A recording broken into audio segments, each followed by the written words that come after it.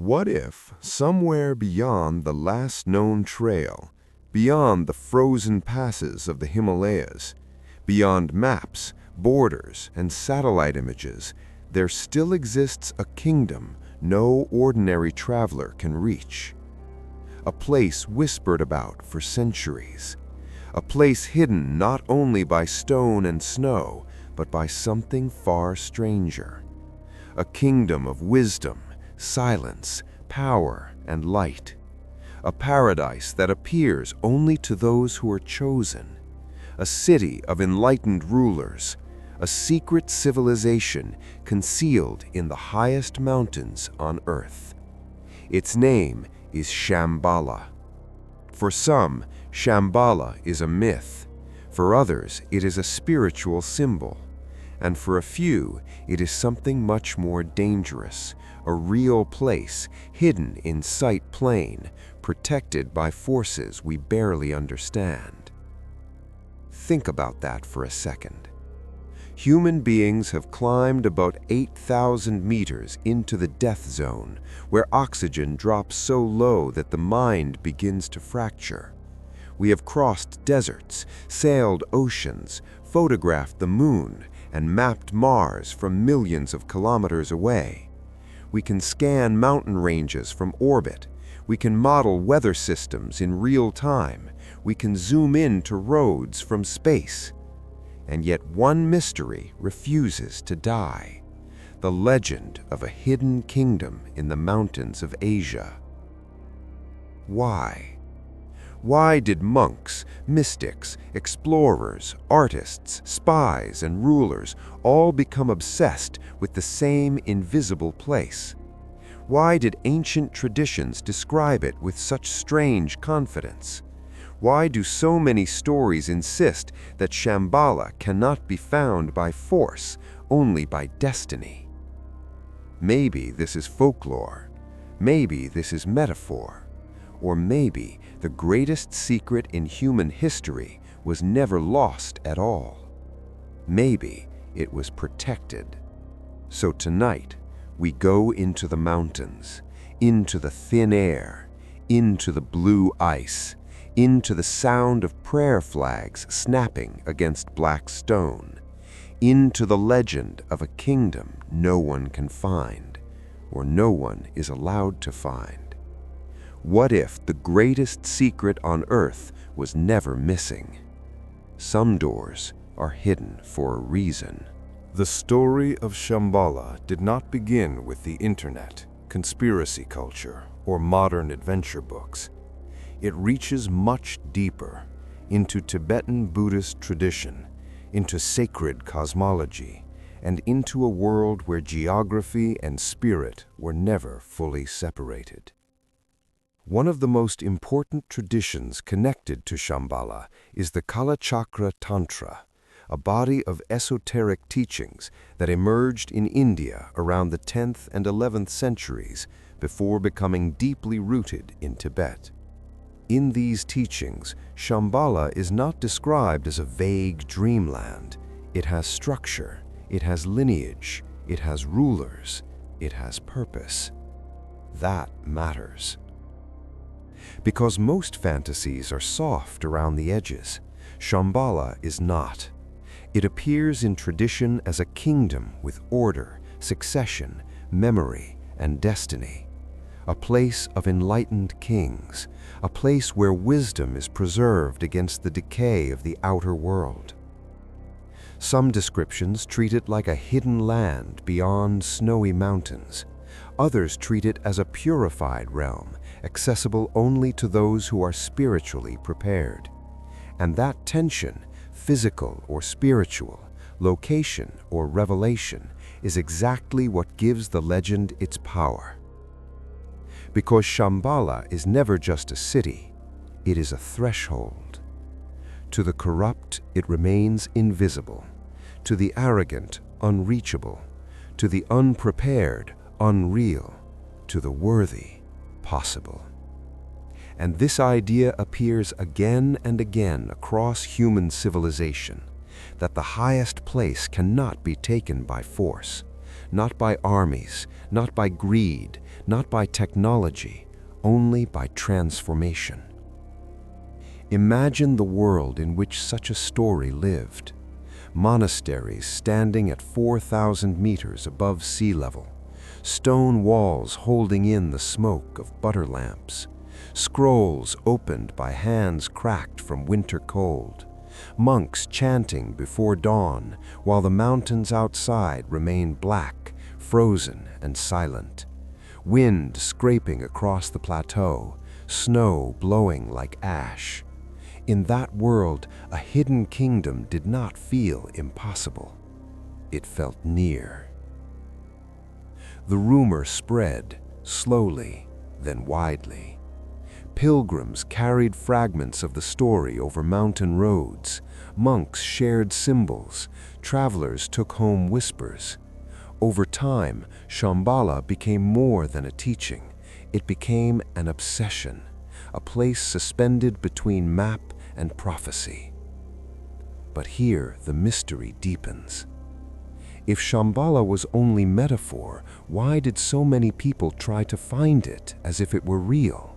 And if it was real, why did every path toward it seem to vanish into snow and silence?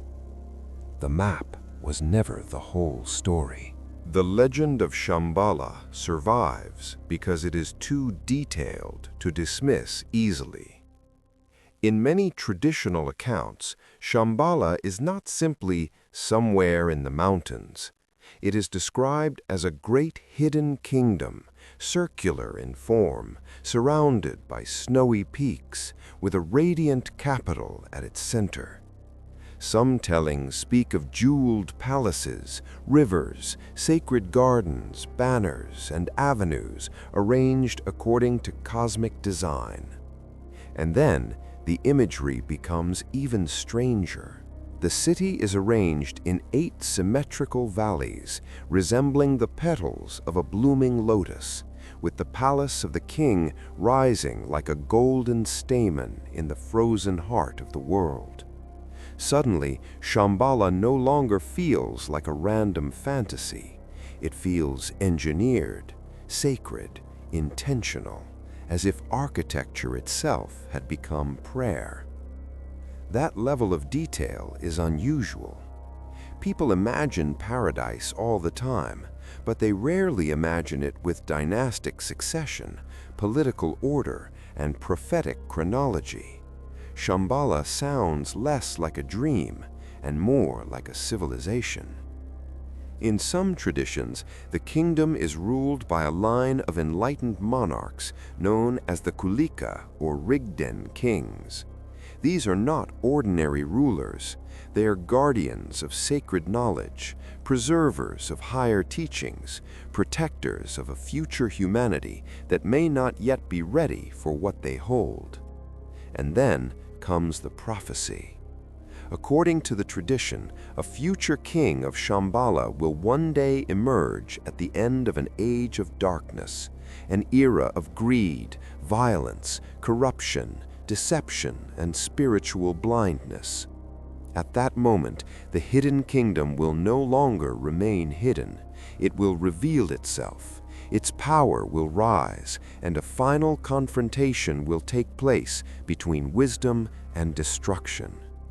This is one of the reasons the legend never faded, because Shambhala is not merely a lost paradise.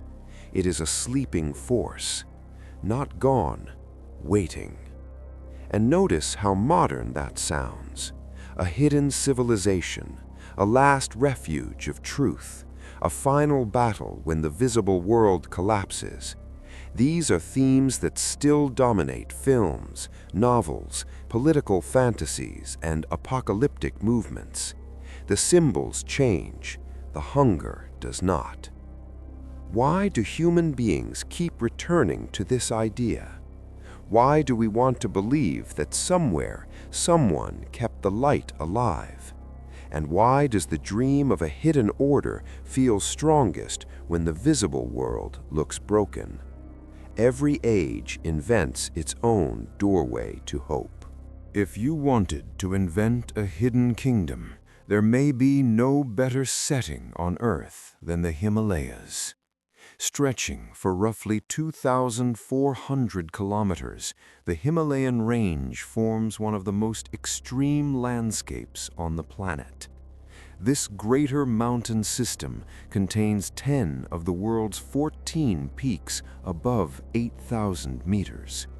Here, storms erase routes in minutes. Avalanches bury trails in seconds. Entire valleys disappear beneath whiteout, shadow, and ice. This is not scenery. It is a fortress built by geology. Even today, with weather satellites, GPS systems, and modern climbing gear, the Himalayas remain ruthless. At around 5,000 meters, the human body is already under severe stress.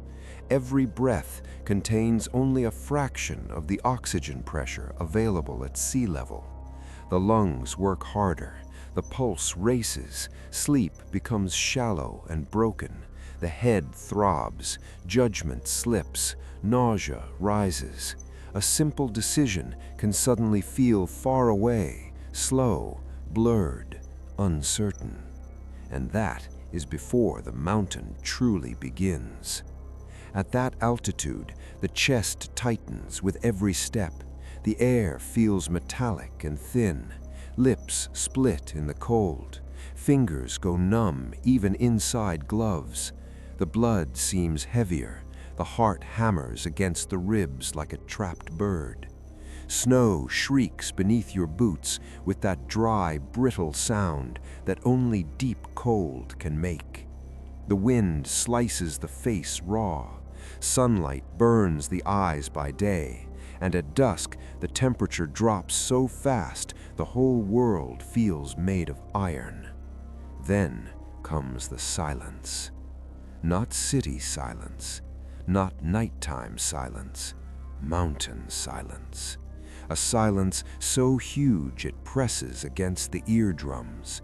A silence broken only by distant ice cracking, by prayer flags snapping in the wind, by the low horn of a monastery echoing across stone like a voice from another century. In such a place, hidden does not have to mean magical. It can mean one storm too far, one pass no outsider knows, one valley shielded by glacier, cliff, and altitude. And that is why stories of hidden sanctuaries survived for so long across Tibet, Nepal, Bhutan, and the surrounding regions. In Himalayan sacred geography, certain places were believed to be concealed not only by landscape, but by spiritual law. Hidden valleys, sacred refuges, lands that reveal themselves only under the right conditions. One ridge could divide worlds. One glacier could seal a history shut. One wrong turn could erase a lifetime. So, was Shambhala hidden because it never existed, or because the mountains themselves were the perfect guardians of an older secret? And if a kingdom wished to remain untouched by history, where better to sleep than here? Stone remembers what maps forget. Once the story of Shambhala escaped monastery walls, it began attracting a different kind of believer. Not monks, not pilgrims, hunters. Men with maps, men with notebooks, men with sponsors, men who did not want wisdom, they wanted proof. By the late 19th and early 20th century, Tibet and Inner Asia had become magnets for explorers, mystics, occult enthusiasts, imperial agents, and political dreamers. Some arrived under the banner of scholarship, some under religion, some under diplomacy. But beneath every mission burned the same dangerous question: what if the hidden kingdom was real? One of the most famous names tied to this atmosphere was Nicholas Roerich, the the Russian painter, philosopher, and explorer whose Central Asian expedition in the 1920s helped push the legend of Shambhala far beyond the world of monasteries and sacred texts. Roerich did not describe the mountains like a tourist. He painted them like thresholds, vast blue ridges, burning skies, monasteries like embers in the cold. His world was not geographical, it was charged. And then the chase intensified. Not everyone came for enlightenment. Some came for access, some for prestige, some for secrets, some for power. They crossed deserts, they hired guides, they carried notebooks, they concealed motives, they chased rumors into high passes. They came back with fragments.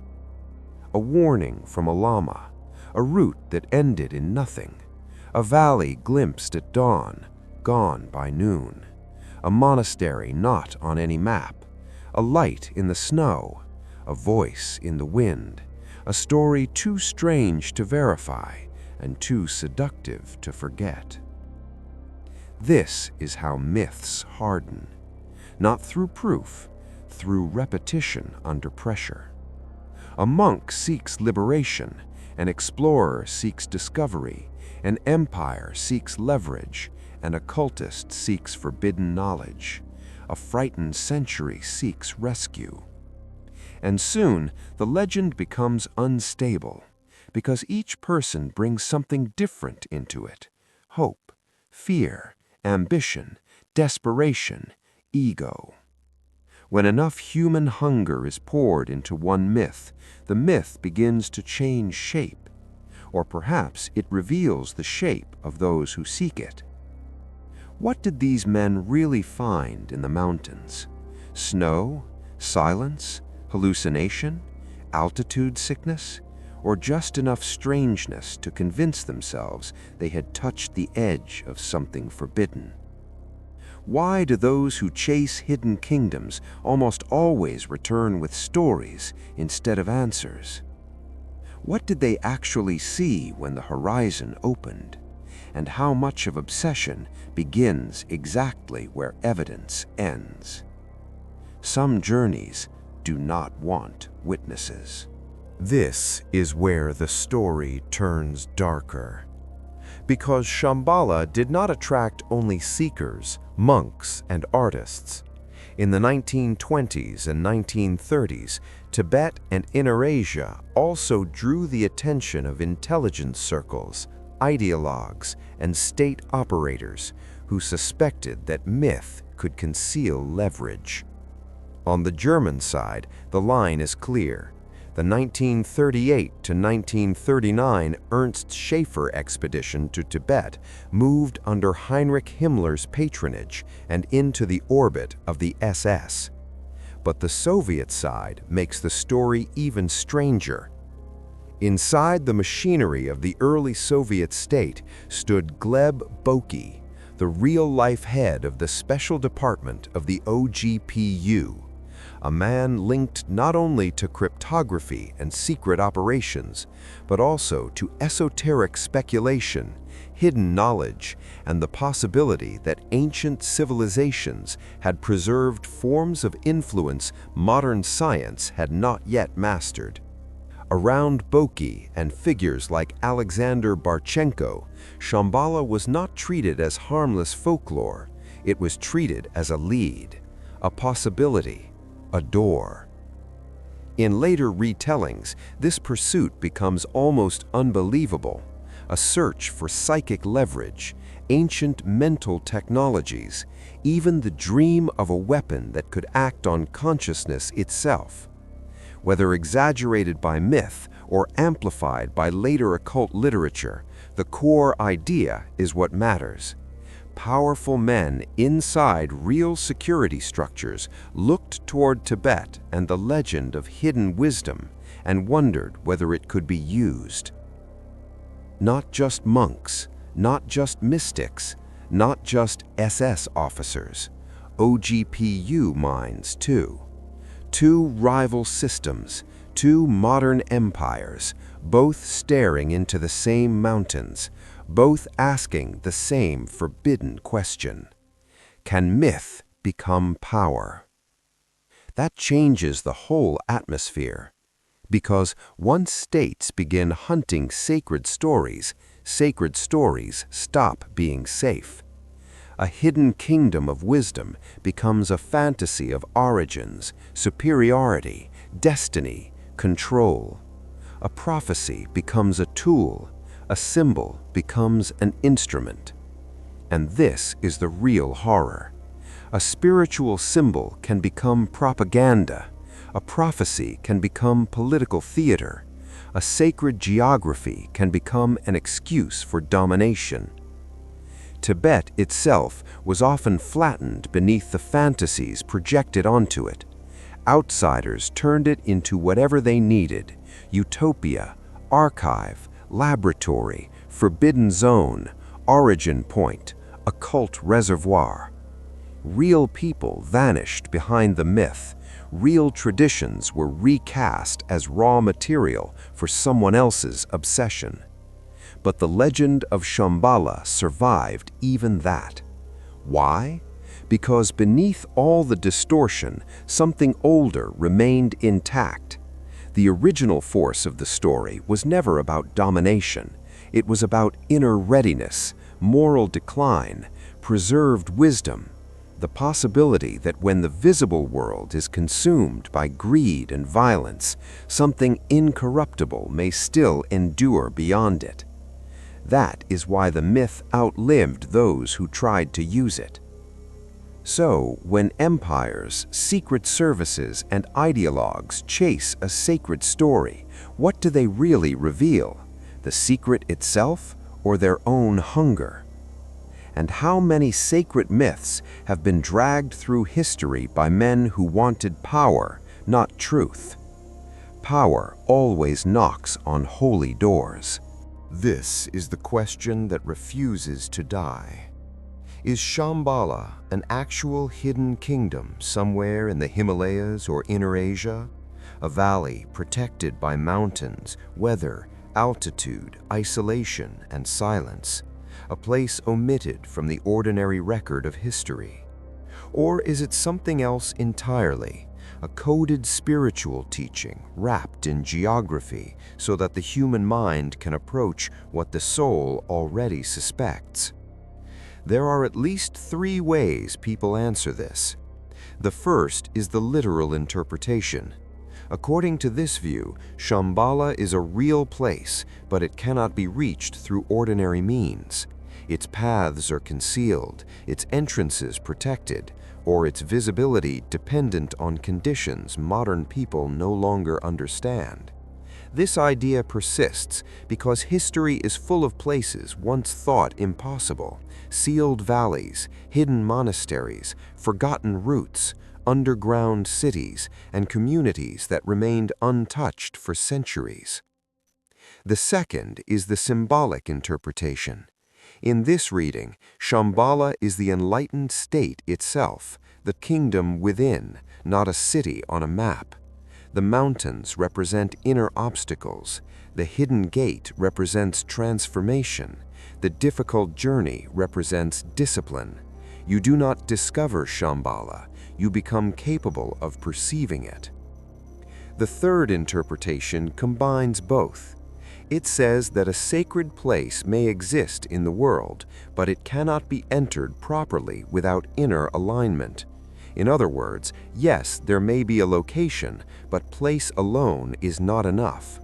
And honestly, that third possibility may explain why the legend has lasted so long, because it satisfies both human desire and human humility. It lets the imagination travel outward while forcing the conscience inward. Listen to the brilliance of that structure. If you fail to find Shambhala, the legend survives. Maybe you took the wrong route. Maybe the kingdom is farther away. Or maybe the most unsettling explanation of all is true. Maybe you were not ready. That makes the myth nearly indestructible. but it also makes it profound. Because what if the point was never to produce coordinates?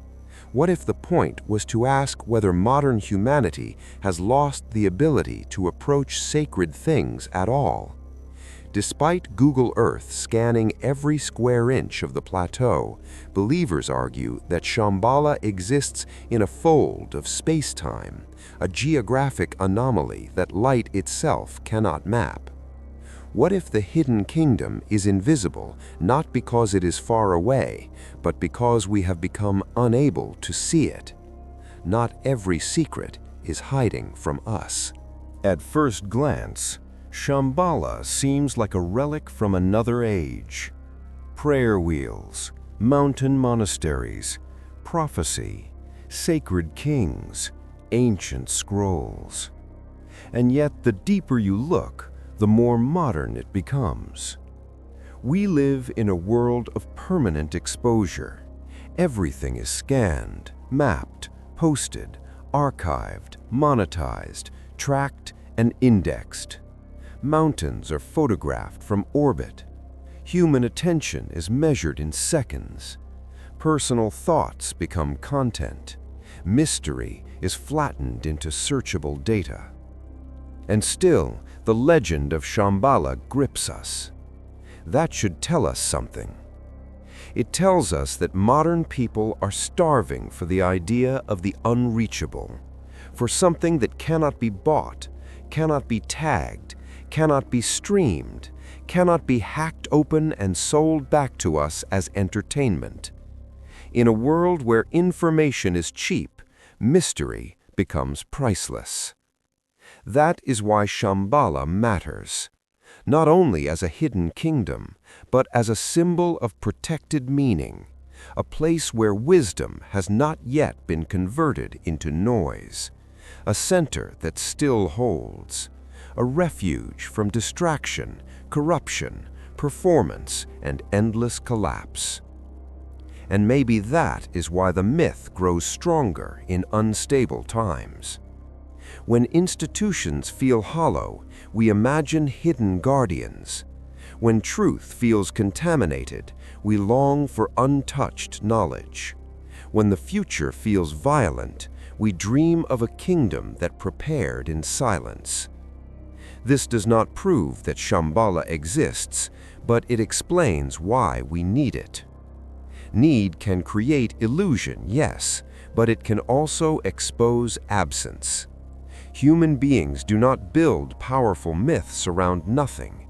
We build them around wounds, around hunger, around the things civilization keeps failing to provide. So ask yourself this: why does the idea of a hidden kingdom of wisdom feel comforting now? Why does a place beyond corruption sound less like fantasy and more like necessity? And what does that say about the world we have made? The myth survives because the wound survives. Now let's go one step further. What if Shambhala does exist? Not as metaphor, not as poetry, not as a spiritual allegory wrapped in snow. What if somewhere beyond the last military roads, beyond the glaciers and knife-edged passes, beyond the valleys people stop naming, there really is a hidden enclave that has remained outside ordinary history? A civilization that chose concealment over conquest, wisdom over expansion, silence over empire. Would we recognize it? Or would we do what we always do? Map it, brand it, claim it, study it, politicize it, divide it, sell it, weaponize it. That possibility reveals something deeply uncomfortable. Perhaps the greatest reason Shambhala stays hidden is not that humans cannot find it, it is that humans cannot be trusted with it. Look at history honestly. When new lands were found, they were taken. When sacred things were found, they were sold. When vulnerable knowledge was found, it was turned into leverage. So maybe secrecy is not a mystery. Maybe secrecy is mercy. There is something chilling in that thought. Imagine standing on a ridge at dawn. The snow below is blue in the shadow. The peaks burn gold where the first sunlight touches them. The air is so thin your lungs tremble. Your eyelashes are stiff with frost. And then below you, where there should be nothing but rock and ice, a valley opens. Green where all should be white, still where all should be wind, smoke rising in straight silver lines, bells in the distance, terraces, roofs, light. And then, just as suddenly, cloud rolls in. The opening is gone. The mountain closes. The world seals itself again. Did you see it, or were you judged by it? That is the true terror of Shambhala. Not simply that it may exist, but that it may choose. So, if the kingdom is real, who decides who enters? What law does it follow? And what would it see when it looked at us? Some paradises remain hidden out of self-defense. There is another reason the legend refuses to fade. Even stripped of geography, it remains true.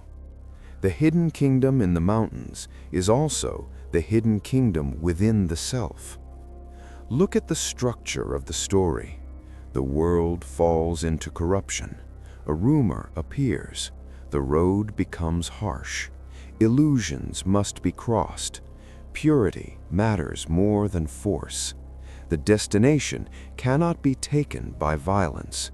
The final kingdom is ruled by wisdom. That is not only mythology, it is psychology. It is spiritual anatomy.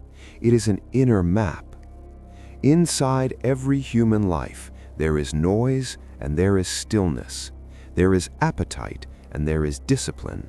There is fear and there is clarity.